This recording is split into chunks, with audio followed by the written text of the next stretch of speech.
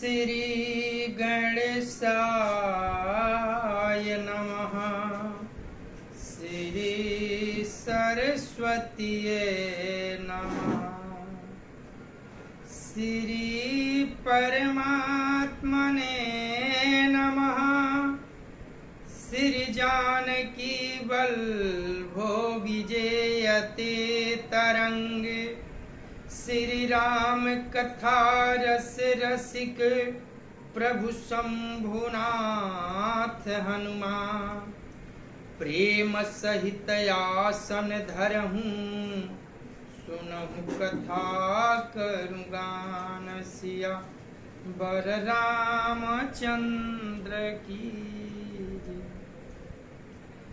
अतुलित बल धामम हेमासलाभ देहम। दनुजवन कृशानुं ज्ञानी नामाग्रगण्यम। सकल गुण निधानम वानराणामधीशम। रघुपति प्रिय भक्तम वात जातम नमामि। नीलाम्बुज श्यामल कोमलांगम। सीता समारोपित वाम भागम। पाणौ महासायक चारु चापम। नमामि रामं रघुवंशनाथं। भवानी शंकरो वंदे श्रद्धा विश्वास रूपिणो। याभ्यां विना न पश्यन्ति सीदां स्वान्तयसमीश्वरम्। या देवी सर्वभूतेषु विष्णुमायेति शब्दिता। नमस्तस्यै नमस्तस्यै नमस्तस्यै नमो नमः। या देवी सर्वभूतेषु मातृरूपेण संस्थिता। नमस्तस्यै नमस्तस्यै नमस्तस्यै नमो नमः। या देवी सर्वभूतेषु महासरस्वती रूपेण संस्थिता। नमस्तस्यै नमस्तस्यै नमस्तस्यै नमो नमः। या देवी सर्वभूतेषु महालक्ष्मी रूपेण संस्थिता। नमस्तस्यै नमस्तस्यै नमस्तस्यै नमो नमः। या देवी सर्वभूतेषु सर्वशक्तिरूपेण संस्थिता। नमस्तस्यै नमस्तस्यै नमस्तस्यै नमो नमः। श्री गुरु चरण सरोज रज। निज मन मुकुर सुधार। वर्णो रघुबर विमल जस। जो दायक फल चार। बुद्धिहीन तनु जानिके सुमिरो पवन कुमार। बल बुद्धि विद्या देहु मोहि। हरहु कलेश विकार। सिया बर रामचंद्र की।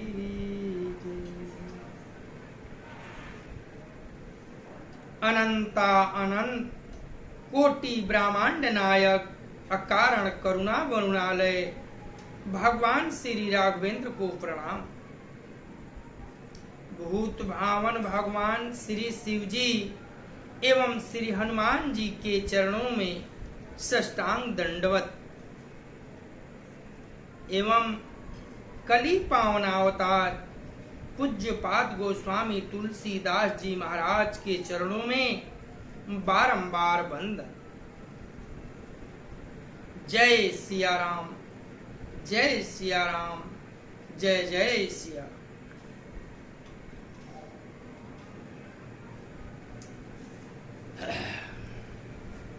कथा बालकांड के उस मोड़ पर पहुंची है। मैया पार्वती बाबा से राम कथा सुनने की इच्छा जाहिर की। तब बाबा प्रेम मग्न हो गए। प्रभु श्री राम को याद आते ही इतना प्रसन्न हो गए जिसका वर्णन नहीं किया जा सकता। तब उन्होंने बड़े आनंद से माता पार्वती से कहा, हे देवी, आपने जो ये प्रश्न किया है, राम कथा सुनने की इच्छा जाहिर की है, यह इस लोक के लिए पावनी गंगा का काम करेगी। अब आप मन चित्त लगाकर ये राम कथा सुनिए और मैं वही कथा सुना रहा हूं जिस कथा को श्री काकभूषुंडी जी ने गरुड़ जी महाराज को सुनाया था। कहते हैं, सुनु शुभ कथा भवानी, रामचरित मानस विमल, कहाँ भुसुंडी बखानी, सुना बिहग नायक गरुण, मंगल भामानाय मंगल हारी, द्रबहु सुदशरथ अजिर विहारी, सो संवाद उदार जहि विधि, भायागे कहब, सुनहु राम अवतार चरित, परम सुंदर अनग,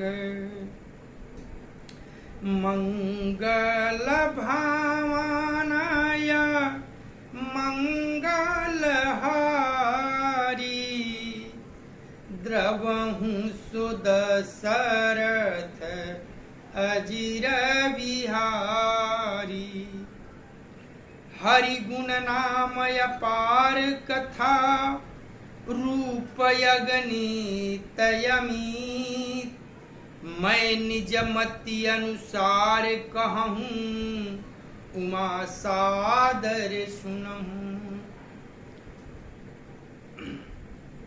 बाबा कहते हैं, हे देवी पार्वती, निर्मल रामचरितमानस की वह मंगलमयी कथा सुनो जिसे काकभूषुंडी जी ने विस्तार पूर्वक कहा और पक्षियों के राजा गरुड़ जी ने सुना था।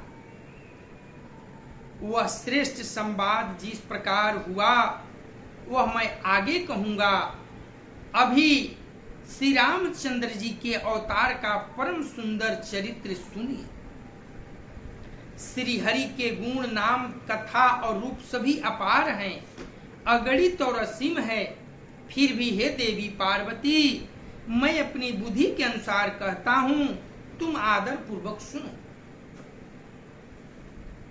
बाबा कहते हैं कि प्रभु अनंत हैं, अपार है, अगम है, अवर्णीय हैं, लेकिन फिर भी मैं अपनी मति के अनुसार भगवान की कथा कहता हूं।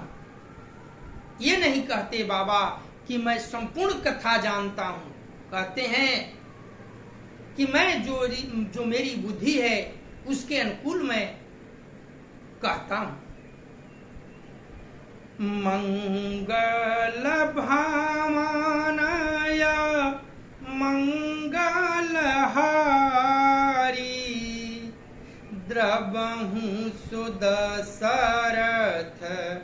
अजिर बिहारी सुनु गिरिजा हरि चरित सुहाए विपुल विशद निगमागम गाए हरि अवतार हे तुझे ही होई इदमिथम कही जाई न सोई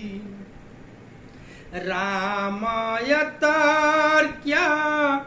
बुद्धिमान बानी मत हमार अस सुनाही सयान तदपि संत मुनि वेद पुराना जस कछु कहि स्वमति अनुमाना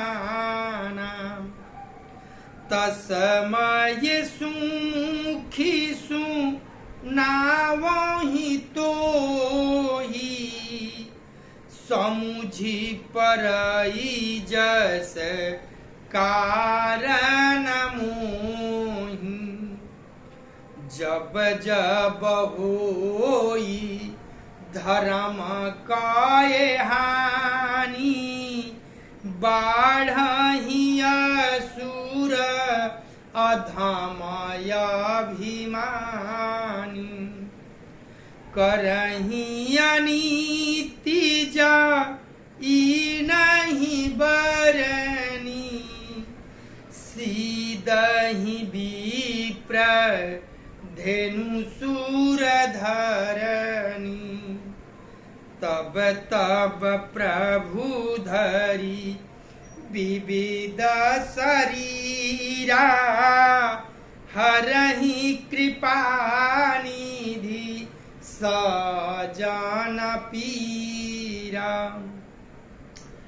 असुर मारी थापहि सुरन राखहि निज श्रुति सेतु जग विस्तारहि विशद जस राम जन्म कर हेतु सिया बर रामचंद्र की जय। बाबा मैया से कहते हैं कि हे पार्वती सुनो, वेद शास्त्रों ने श्री हरि के सुंदर विस्तृत और निर्मल चरित्र का गान किया है। हरि का अवतार जिस कारण से होता है वह कारण बस यही है ऐसा नहीं कहा जा सकता। अनेकों कारण हो सकते हैं और ऐसे भी हो सकते हैं जिन्हें कोई जान ही नहीं सकता। हे सयानी सुनो, हमारा मत तो यह है कि बुद्धि मन और वाणी से श्री राम जी की तर्कना नहीं की जा सकती, तथापि संत मुनि वेद और पुराण अपनी अपनी बुद्धि के अनुसार जैसा कुछ कहते हैं और जैसा कुछ मेरी समझ में आता है, हे सुमुखी वही कारण मैं तुमको सुनाता हूँ। जब जब धर्म का हास होता है और नीच अभिमानी राक्षस बढ़ जाते हैं और ऐसा अन्याय करते हैं कि जिसका वर्णन नहीं हो सकता, तथा ब्राह्मण गौ देवता और पृथ्वी कष्ट पाते हैं, तब तब वे कृपा निधान प्रभु भांति भांति के दिव्य शरीर धारण करके सज्जनों की पीड़ा हरण करते हैं। वे असुरों को मारकर देवताओं को स्थापित करते हैं और अपने वेदों की मर्यादा की रक्षा करते हैं। जगत में अपना निर्मल जस फैलाते हैं श्री राम जी के अवतारण का एक कारण यह है, मंगल भामानय मंगलहारी, द्रवहु सो दशरथ अजिर बिहारी, सोई जस गाई भगत भाव तरही, कृपा सिंधु जना हित तनु धरहि, राम जन्म कए हेतु अनेका, परम विचित्र एक ते एका, जन्म एक दुई कहूँ बखानी, सावधान सुनी सुमति भवानी, द्वारपाल हरि के प्रिय दो, जय अरु विजय जान सबको, विप्र श्राप थे दूनों भाई, तामस असुर देहाती न पाई, कनकसी पुअरु हाटक लोचन, जगत विदित सुरपति मदमोचन, विजयी समार वीर विख्याता, धरी बराह बापू एक निपाता, होई नरहरि दू सरपुनि मारा, जन प्रहलाद सुजसु विसतारा, भय निशाचर जाइतेई महावीर बलवान, कुंभकर्ण रावण सुभट सुर विजयी जग जान, सिया बर रामचंद्र की जय। हे असुरों को मारकर देवताओं को स्थापित करते हैं, अपने वेदों की मर्यादा रक्षा करते हैं और जगत में अपना निर्मल जस फैलाते हैं। श्री राम जी के अवतार का कारण एक यह है, उसी जस को गा गा कर भक्तजन भव सागर से तर जाते हैं। कृपा सागर भगवान भक्तों के हित के लिए शरीर धारण करते हैं। श्री राम जी के जन्म लेने के अनेक कारण है जो एक से बढ़कर विचित्र है। हे सुंदर बुद्धि वाली भवानी, मैं उनके 2-1 जन्मों की विस्तार से वर्णन करता हूं, तुम सावधान होकर सुनो। श्री हरि के जय और विजय 2 प्यारे द्वारपाल हैं जिनको सब कोई जानते हैं। उन दोनों भाइयों ने ब्राह्मण सनकादि के श्राप से असुरों का तामसी शरीर पाया। एक का नाम था हिरण्यकश्यपु और दूसरे का नाम हिरण्याक्ष। ये देवराज इंद्र के गर्भ को छुड़ाने वाले सारे जगत में प्रसिद्ध हुए। वे युद्ध में विजय पाने वाले विख्यात वीर थे। इनमें से एक हिरण्याक्ष को भगवान ने बराह यानी सूअर का शरीर धारण करके मारा। फिर दूसरे हिरण्यकश्यपु का नरसिंह रूप धारण करके वध किया और अपने भक्त प्रहलाद का सुंदर जस फैलाया। वे ही दोनों जाकर देवताओं को जीतने वाले तथा बड़े योद्धा रावण और कुंभकर्ण नामक बड़े बलवान और महावीर राक्षस हुए जिन्हें सारा जगत जानता है। बाबा कहते हैं कि राम अवतार यानी प्रभु के अवतार लेने के अनेकों कारण। जब जब हुई धर्म की हानि, बाढ़ ही असुर अधम अभिमानी।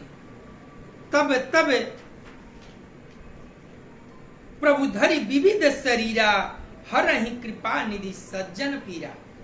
जब जब इस पृथ्वी पर असुरों का संताप बढ़ा है, ताप बढ़ा है, अत्याचार बढ़ा है, तब तब भगवान दिव्य रूप धारण करके अनेकों रूपों में आकर ब्राह्मणों की, गौ की, पृथ्वी की, देवताओं की रक्षा की है और धर्म की स्थापना की है। दूसरा कारण बताते हैं कि जय और विजय हरि के दो द्वारपाल थे, वे बड़े बलिष्ठ थे। उन दोनों भाइयों ने एक बार ब्राह्मण सनकादि मुनियों का तिरस्कार किया, उनके श्राप से वे असुर हो गए और इतनी अत्याचार पृथ्वी पर आकर करने लगे। एक हिरण्याक्ष बना और एक हिरण्यकश्यप बना। हिरण्याक्ष को मारने के लिए भगवान शुक्र का रूप धारण किए और उसका संहार किया।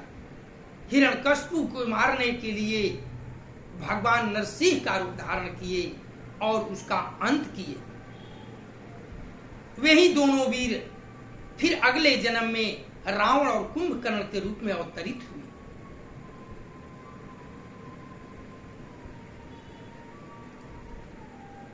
हिरण्यकश्यप की कहानी सारा जगत जानता है, ऐसे मैं संक्षेप में उसका बताता हूं। हिरण्यकश्यप हरि का विरोधी था। वह तप करके ब्रह्मा से वरदान प्राप्त किया था कि मैं अमर रहूं, किंतु ब्रह्मा ने कहा कि यहां ऐसा हो ही नहीं सकता, मरना तो पड़ेगा ही। तब हिरण्यकश्यप ने कहा कि हे नाथ, मैं जो मांगता हूं वही वर दीजिए, न मैं मानव से मरूं, न दानव से मरूं, न दिन में मरूं, न रात में मरूं, न घर से बाहर मरूं, न घर के अंदर मरूं, न सुबह मरूं, न शाम मरूं। भगवान ने कहा एवं अस्तु, ऐसा ही होगा। और वरदान पाकर वह पृथ्वी पर अत्याचार करने लगा। उसकी एक संतान जिसका नाम प्रहलाद था, वह बचपन से ही, गर्भ से ही हरि का भक्त था। हमेशा सदैव हरि नारायण का नाम जपन करता था और हिरण्यकश्यप इसे पसंद नहीं करता था। अपने संतान को अपने विरोधी जाता हुआ देख वह उससे रुष्ट हो रहने लगा। यहां तक कि प्रहलाद को मारने के लिए उसने कई षड्यंत्र रचा, घोड़े के टाप के नीचे रखा दिया, हाथियों के झुंड के बीच फेंकवा दिया, लेकिन प्रहलाद का बाल बांका कुछ नहीं। यहां तक हिरण्यकश्यप की बहन होलिका थी। अपनी बहन से कहा, बहन मेरे लिए मेरे पुत्र को तू लेकर अग्नि में समा जाओ। और होलिका ने ऐसा ही की। अपने भतीजा को प्यार से गोद में लिया और अग्नि में प्रवेश कर गई। लेकिन प्रभु की कृपा, होलिका को वरदान था कि अग्नि में वह जल नहीं पाएगी, लेकिन परमात्मा ने वहां अपने भक्त की रक्षा के लिए, भक्त को बचाने के लिए होलिका जलकर राख हो गई और प्रहलाद उसमें से बाहर आ गया। तब क्रोध में आकर हिरण्यकश्यप ने प्रहलाद को एक खंभे से बांधा और हाथ में तलवार लेकर कहा कि आज मैं तुझको नहीं छोड़ूंगा, ना तेरे हरि को छोड़ूंगा। तुम्हें जिसको बुलाना है, पुकारना है, याद करना है, कर लो, अब मैं तुझे मारूंगा। तब प्रहलाद ने कहा, पिताजी उन्हें बुलाना क्या, वो तो सर्वज्ञ हैं। हम में, तुम में, यहाँ वहां, ऊपर नीचे, वो तो कण कण में बसे हैं। इस पर हिरण्यकशिपु को और क्रोध हुआ। उसने पूछा, क्या जिस खंभे में तुझे बांधा उसमें भी है? तो प्रहलाद ने कहा, हाँ पिताजी, वो सर्वज्ञ हैं। ऐसा कोई जगह है ही नहीं है जहां श्री भगवान हरि विष्णु न हो।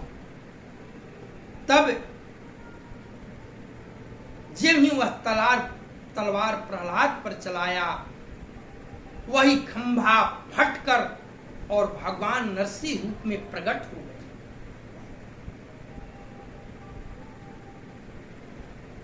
प्रहलाद की रक्षा के लिए विकराल रूप धारण करके भगवान अवतरित हुए और हिरण्यकशिपु को पकड़ लिए।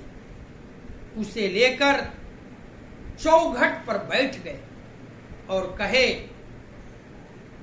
हिरण्यकशिपु, तेरा अब अत्याचार का अंत हो गया है। तूने जो वरदान मांगा था, अब उसे याद कर। देख, मैं घर के बाहर हूं, न घर के अंदर हूं, घर के दहलीज पर हूं। न अभी सुबह है न शाम है, गोधूली है, न दिन है न रात है। गोधूली की बेला है। न मैं आदमी हूं न पशु हूं। मेरे हाथों में न तलवार है न शस्त्र है। अपने नाखूनों से उसकी कलेजा को फाड़कर उसके प्राण का अंत किया। प्रेम से बोलिए नरसिंह भगवान की जय। इस तरह से हिरण्यकशिपु को और हिरण्यकशिपु का अंत हुआ और फिर अगले जन्म में ये दोनों रावण और कुंभकर्ण के रूप में अवतरित हुए। मंगल भामानाय मंगलहारी द्रवहु सुदशरथ अजिर विहारी। मुकुत न भये हत भगवाना तीनि जन्म दीज बचन प्रवाना। एक बार तीन के हित लागी धरेउ शरीर भगत अनुरागी। कश्यप अदिति हाँ पितु माता दशरथ कौशल्या विख्याता। एक कल्प एहि विधि अवतारा चरित पवित्र किए सान सारा। एक कल्प सुर देखी दुखारे समर जलंधर सन सब हारे। शंभु कीन्ह संग्रामय पारा दनुज महाबल मरई न मारा। परम सती असुराधिप नारी तेहि बलताही न जीतहि पुरारी। छल करि टारे उता सुव्रत प्रभु सुर काज कीन। जब ते ही जाने मरम तब श्राप कोप करि दीन। हसिया बर रामचंद्र की जय। भगवान के द्वारा मारे जाने पर भी वे हिरण्याक्ष और हिरण्यकश्यपु इसलिए मुक्त नहीं हुए कि ब्राह्मणों ने वचन का प्रमाण 3 जन्म के लिए था। 3 जन्म के लिए सनकादिक मुनियों ने उज्जैन विजय को श्राप दिया था कि 3 जन्म तक तुम राक्षस योनि में उत्पन्न होगे।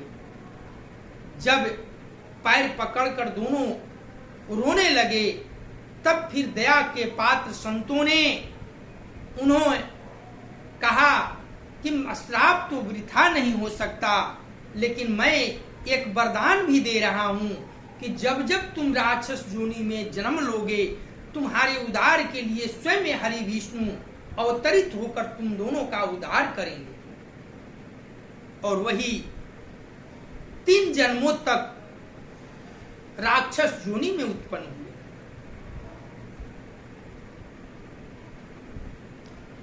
वहां उस अवतार में कश्यप और अदिति उनके माता पिता हुए, जो दशरथ और कौशल्या के नाम से प्रसिद्ध थे। एक कल्प में इस प्रकार अवतार लेकर उन्होंने संसार में पवित्र लीलाएं की।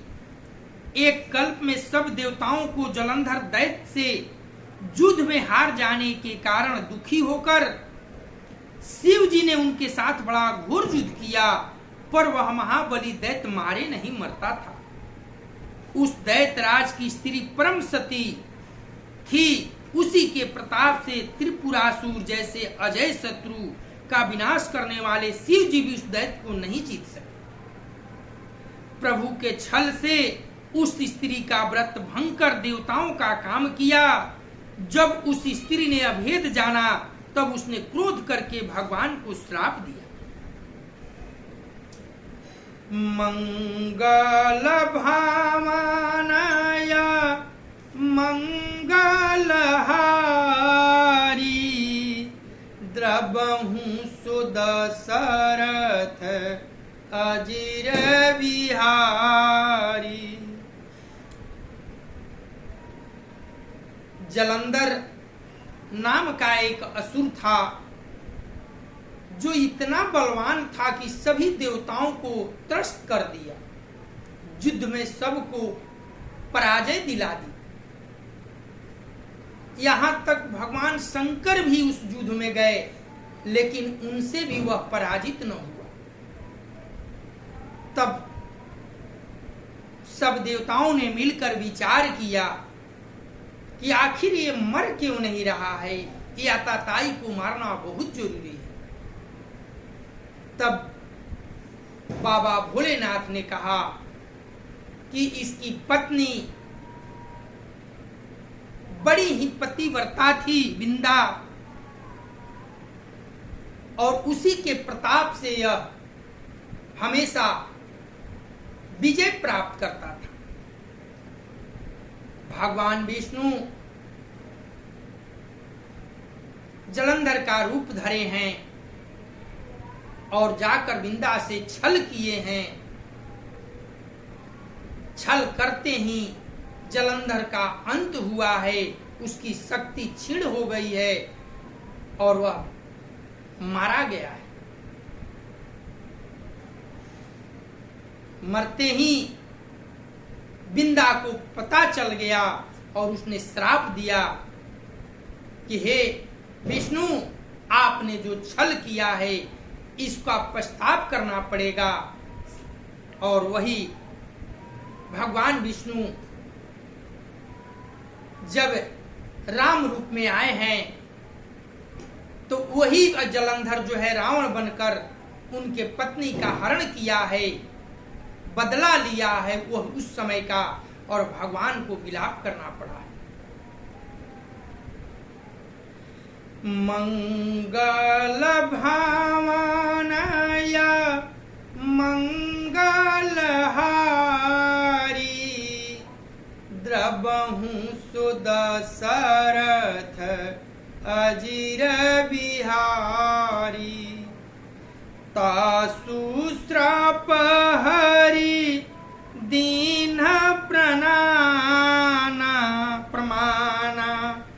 कौतुक निधि कृपाल भगवान। ताहाँ जलंधर रावण भयेऊ रणहति राम परम पद दयेऊ। एक जन्म कर कारण जेहि लगी राम धरि नर देहा। प्रति अवतार कथा प्रभु केरी सुनि मुनि बरनी कभी न घनेरी। नारद श्राप दिन एक बार कल्प एक तेहि लगी अवतार। गिरिजा चकित भई सुनि बानी नारद विष्णु भगत पुनि ज्ञानी। कारण कवन श्राप मुनि दीना काय अपराध रमापति कीन्हा। यह प्रसंग मोहि कहूँ पुरारी मुनि मन मोह अचरज भारी। बोले बिहसी महेश तब ज्ञानी मूढ़ न कोई। जेहि जस रघुपति करहि जब सो तस तेहि क्षण होई। सिया बर रामचंद्र की जय। मंगल भावनया मंगलहारी द्रवहु सो दशरथ अजीर बिहारी। कहूँ राम गुण गाथ भरद्वाज सादर सुनहूँ। भव भंजन रघुनाथ भजू तुलसी तजिमान मदसिया बर रामचंद्र की जय। लीलाओं के भंडार कृपालु हरि ने उस स्त्री के श्राप को प्रमाण दिया, स्वीकार किया।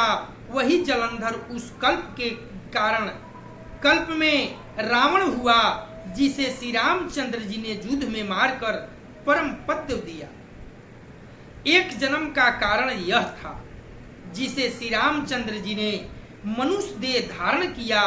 हे भरद्वाज मुनि सुनो, प्रभु के प्रत्येक अवतार की कथा कवियों ने नाना प्रकार से वर्णन किया है।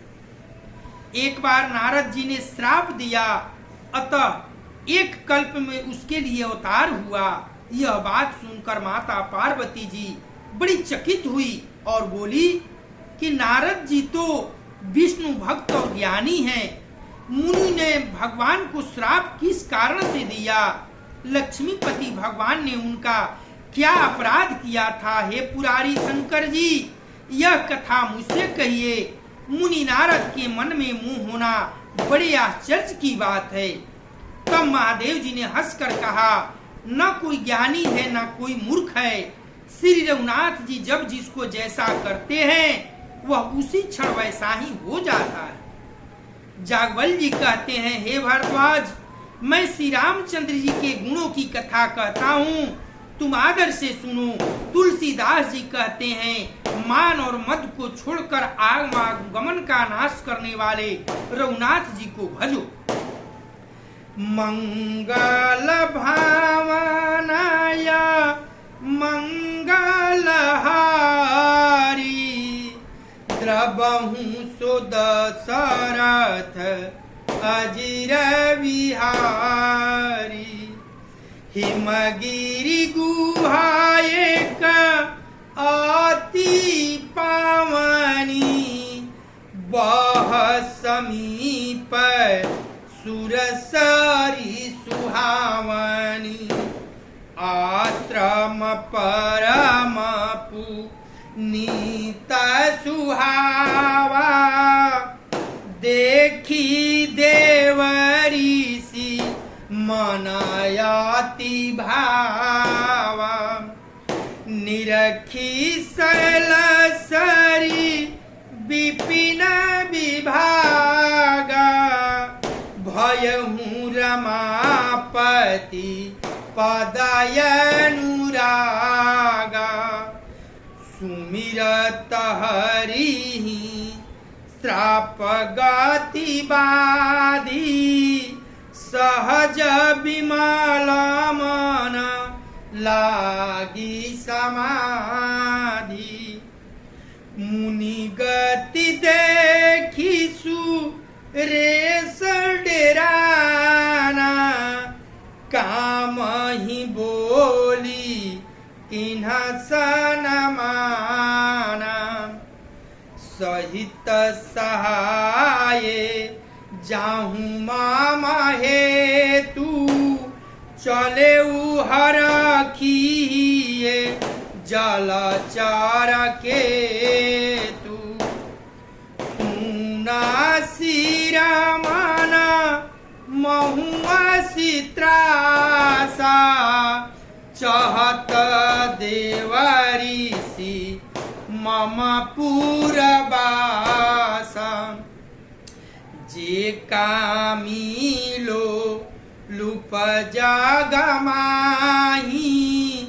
कुटिल का कईव सब ही डेराही सुखाल लय भाग सठ स्वान निरखी मृगराज छिन ले जन जान जड़ा तिम सुरपति न लाज सिया बर रामचंद्र की जय। बाबा ने कहा कि भगवान के अवतार लेने का कारण एक मुनि नारद का श्राप है। जब इतनी बात मैया ने सुनी तो चकित हो गई, कही कि हे नाथ, नारद तो विष्णु भक्त हैं, वो हमेशा भगवान का नाम होठों पर रखते हैं, फिर उन्होंने किस कारण से भगवान को श्राप दिया? ये कथा मुझे भी विस्तार से सुनाइए। तब बाबा ने कहा, हिमालय पर्वत में एक बड़ी पवित्र गुफा थी, उनके समीप ही सुंदर गंगा जी बहती थी। वह परम पवित्र सुंदर आश्रम देखने पर नारद के मन को बहुत ही सुहाना लगा। पर्वत, नदी और वन के विभाग को देखकर नारद जी लक्ष्मीकांत भगवान के चरणों में प्रेम हो गया। भगवान का स्मरण करते ही उन नारद मुनि के श्राप की, जो श्राप उन्हें दक्ष प्रजापति ने दिया था और जिसके कारण वे एक स्थान पर नहीं ठहर सकते थे, गति रुक गई और मन के स्वाभाविक के निर्मल होने से उनकी समाधि लग गई। नारद मुनि की यह तपोमयी स्थिति देखकर देवराज इंद्र डर गए। उन्होंने कामदेव को बुलाकर उनका आदर सत्कार किया और कहा कि मेरे हित के लिए तुम अपने सहायकों सहित नारद की समाधि भंग करने को जाओ। यह सुनकर मिंध्वज कामदेव मन में प्रसन्न होकर चले। इंद्र के मन में यह डर हुआ कि देव ऋषि नारद मेरी अमरावती का निवास से राज चाहते हैं। जगत में जो कामी और लोभी होते हैं वे कुटिल कौवे की तरह सबसे डरते हैं। ठीक उसी भांति जैसे मूर्ख कुत्ता सिंह को देखकर सूखी हड्डी लेकर भागे और वह मूर्ख यह समझे कि कहीं उस हड्डी को सिंह छीन न ले, वैसे ही इंद्र को नारद जी मेरा राज छीन लेंगे ऐसा सोचते हुए लाज नहीं आई। बाबा बताते हैं कि हिमालय की तराई में एक गुफा है, जहां समीप में ही गंगा जी प्रवाहित होती है। एक बार विचरण करते हुए नारद जी उस गुफा के पास पहुंचे। वहां की छटा, वहां की सुगंध हवाएं नारद जी को मन को बड़ी भाई, और वहीं पर उन्होंने आसन लगाया और प्रभु चरणों में नेह लगाया, और नेह लगाते ही उनकी समाधि लग गई।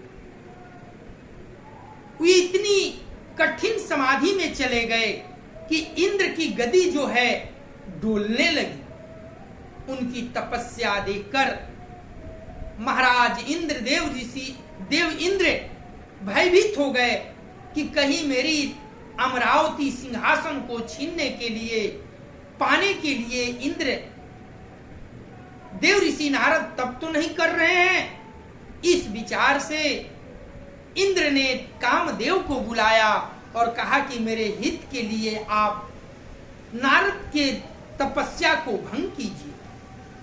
जो लोभी लोग होते हैं, स्वार्थी होते हैं, वे हमेशा दूसरे की चिंता में लगे रहते हैं कि वह तप क्यों कर रहा है, शायद मेरी गद्दी के लिए भयभीत रहते हैं। मंगल भामानया मंगलहारी द्रवहु सो दशरथ अजिर बिहारी। तेहि आश्रम महिमा दन जब गायेऊ निज माया संत निरमयेऊ। कुसमित विविध बिटप बाहुरंगा कुंजाहि कोकिल गुंजाहि भृंगा। चली सुहावनी त्रिविध बयारी काम कृषानु बढ़ावनिहारी। रंभादिक सुर नारी नवीना सकल समासर कला प्रवीणा। करही गान बहु तान तरंगा बहुवृद्धि क्रीड़ही पानी पतंगा। देखी सहाय मदन हार खाना कीन्हे सिपुनी प्रपंच विधि नाना। काम कला कछु मुनिहीन व्यापी निज भय डरेऊ मनोभाव पापी। सीमा की चापी सकई को उतासु बड़ रखवार रमापति जासु। सहित सहाय सभी तयति मानिहारी मन मैन। गहसी जाई मुनि चरण तब कही सुठियार तबैन सिया बर रामचंद्र की जय। जब कामदेव उस आश्रम में गया तब उसने अपनी माया से वहां बसंत ऋतु को उत्पन्न किया। तरह तरह के वृक्षों पर रंग बिरंगे फूल खिल गए, उन पर कोयले कूकने लगी और भंवरे गुंजार करने लगे। कामाग्नि को भड़काने वाली 3 प्रकार की शीतल मंद और सुगंध सुहानी हवा चलने लगी। रंभा आदि 9 जूती देवांगनाएं जो सब की सब काम कला में निपुण थी, वे बहुत प्रकार से तानों की तरंग के साथ गाने लगी और हाथ में गेंद लेकर नाना प्रकार के खेल खेलने लगी। कामदेव अपने इन सहायकों को देखकर बहुत प्रसन्न हुआ और फिर उसने नाना प्रकार से माया जाल किए, परंतु कामदेव की कोई भी कला मुनि पर असर न कर सकी। तब तो पापी कामदेव अपने ही नाश के भय से डर गया। लक्ष्मीपति भगवान जिसके बड़े रक्षक हों, भला उसकी सीमा मर्यादा को कोई क्या दबा सकता है।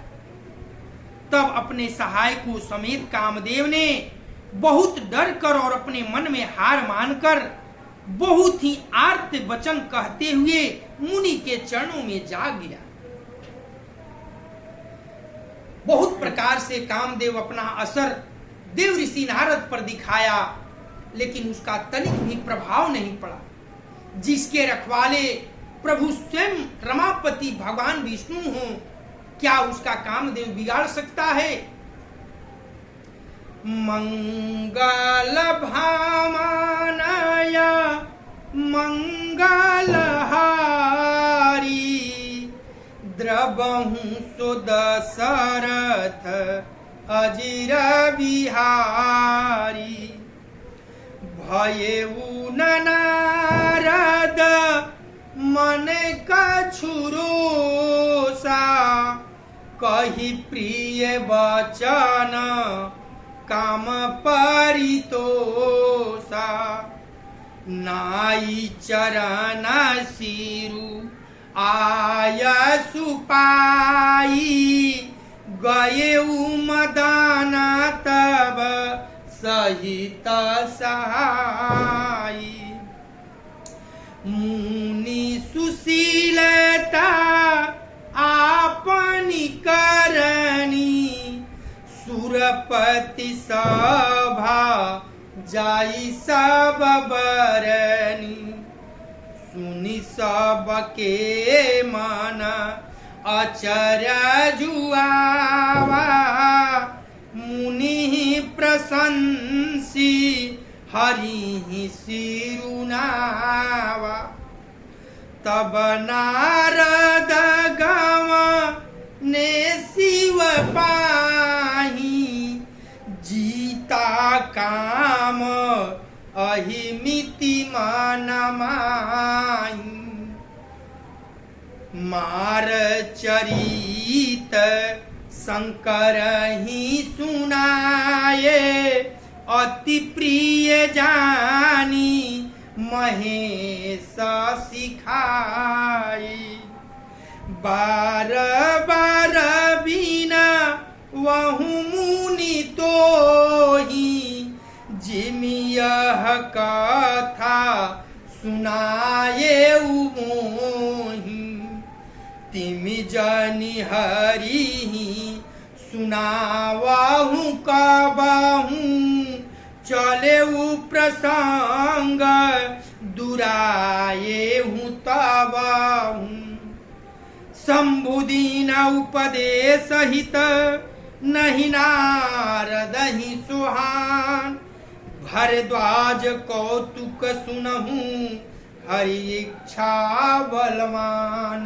सिया बर रामचंद्र की जय। जब देव ऋषि नारद ने काम को परास्त कर दिया, तब उनमें अहंकार उत्पन्न हो गया। नारद जी के मन में कुछ भी क्रोध न आया। उन्होंने प्रिय वचन कहकर कामदेव का समाधान किया। तब मुनि के चरणों में सिर नवाकर और उनकी आज्ञा पाकर कामदेव अपने सहायकों सहित लौट गए। देवराज इंद्र की सभा में जाकर उसने मुनि की सुशीलता और अपनी करतूत सब कही, जिसे सुनकर सबके मन में आश्चर्य हुआ और उन्होंने मुनि की बड़ाई करके श्री हरि को सिर नवाया। तब नारद जी शिव जी के पास गए। उनके मन में इस बात का अहंकार हो गया कि हमने कामदेव को जीत लिया। उन्होंने कामदेव की चरित्र शिव जी को सुनाया और महादेव जी ने उनसे अत्यंत प्रिय जानकर इस प्रकार शिक्षा दी कि हे मुनि नारद, मैं तुमसे बार बार विनती करता हूँ कि जिस तरह यह कथा तुमने मुझे सुनाई है उसी तरह भगवान हरि को कभी मत सुनाना। चर्चा भी कभी यदि चल जाए तो उसे छिपा लेना। प्रभु भगवान करुणा निधान दया सागर शंकर जी ने नारद की वचन को सुनकर अपने प्रिय जानकनों को कहा कि हे नारद जी, आपने मुझे ये बात बताई, लेकिन हरि विष्णु को मत बताना। कभी अगर पता भी चल जाए तो उसे बात बात में छिपा लेना। लेकिन नारद कहाँ रुकने वाले, उन्हें तो घमंड हुआ, अहंकार हुआ। यद्यपि शिव जी ने यह हित की शिक्षा दी पर नारद को अच्छी न लगी। हे भरद्वाज, अब कौतुक तमाशा सुनो, हरि इच्छा बड़ा बलवान है। कथा आज यही विश्राम होती है। मंगल भावनाय मंगलहारी द्रवहु सुदशरथ अजिर विहारी करुणा कर्पूर गौरम करुणावतारम संसार सारम भुजगेन्द्रहारम सदा वसन्तं हृदयारविन्दे भवं भवानी सहितं नमामि। तमेव माता च पिता तमेव बन्धु च सखा तमेव विद्या द्रविणं तमेव सर्वं मम देव तमेव सर्वं मम देव। कथा विसर्जन होतु है सुनाऊं वीर हनुमान, जो जन जहाँ से आयु सो तह कीन्हो प्रस्थान। देव सब निज आश्रम गए, शंभु गए कैलाश सिया, बर रामचंद्र की जय। पवन सुत हनुमान की जय, उमापति महादेव की जय। ओम नमः पार्वती पतये, हर हर महादेव।